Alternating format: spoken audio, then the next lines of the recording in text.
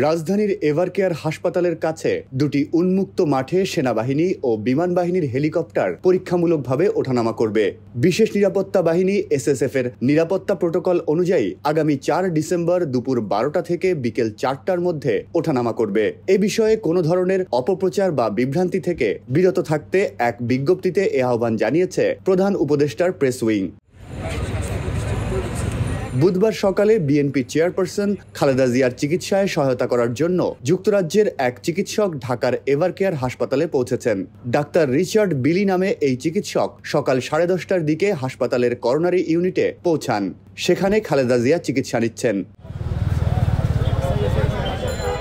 হাসপাতালের একটি ঊর্ধ্বতন সূত্র জানিয়েছে, পরিদর্শনকারী চিকিৎসক তার সর্বশেষ মেডিকেল রিপোর্ট পরীক্ষা করবেন এবং তার চিকিৎসার পরবর্তী পদক্ষেপ সম্পর্কে তাদের মূল্যায়ন দেওয়ার আগে মেডিকেল বোর্ডের সঙ্গে পরামর্শ করবেন। হাসপাতালের কর্মকর্তারা জানান, চীন থেকে একটি বিশেষজ্ঞ চিকিৎসক দল বুধবার সন্ধ্যার পরে পৌঁছাবে বলে আশা করা হচ্ছে।